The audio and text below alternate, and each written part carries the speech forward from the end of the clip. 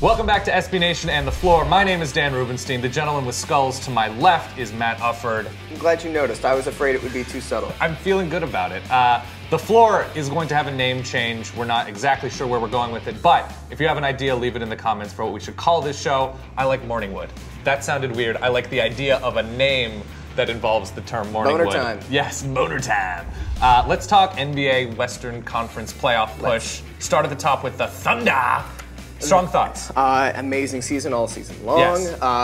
Lost to the Heat last night at Miami. Does that signify a groundswell of change for them as Miami coming back on top? But what does it mean for the Thunder? Are you answering a question with a question? Maybe. Okay. I don't worry about the Thunder. I think they're going to be in the Western Conference Finals, probably against the Lakers. I don't know how the seeding's going to work out, but I think those are the best two teams right now.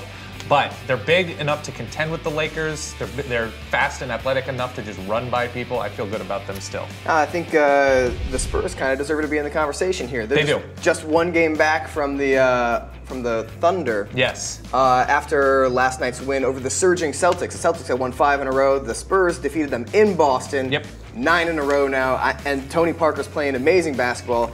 They acquired Steven Jackson, and they've won every game since the Steven Jackson trade.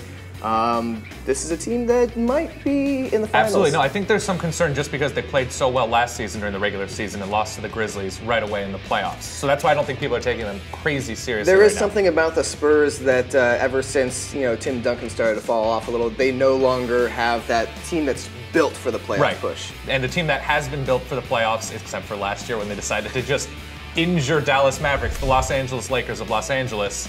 Do you feel strongly about their chances this season, especially given Andrew Bynum's propensity to go from being a horrible human to just scoring 36 points against the Clippers like he did last night?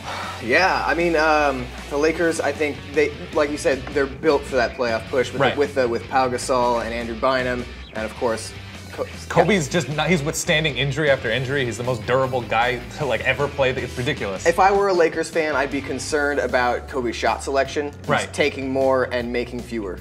And that's the constant concern. Yes, this is the Kobe Bryant way. Yes. But I think they've shored up the point guard concern a little bit, and I think the Western Conference Finals is Thunder Lakers. I like that a lot. And let's go into Whimsy as we're talking about the very Lakers that we are mentioning. That other LA team they defeated last night, the Clippers, I believe they're called. The biggest story from that, even though the Lakers won, Blake Griffin just destroying Pau Gasol. I pictured Pau Gasol's internal monologue with these dunks as being a lady scream. Like a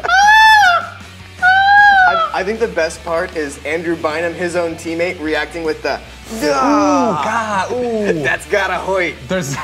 I like the accent. Yeah, no, it's ugly. And Blake Griffin, I mean, eventually we're gonna get dunked on by Blake Griffin.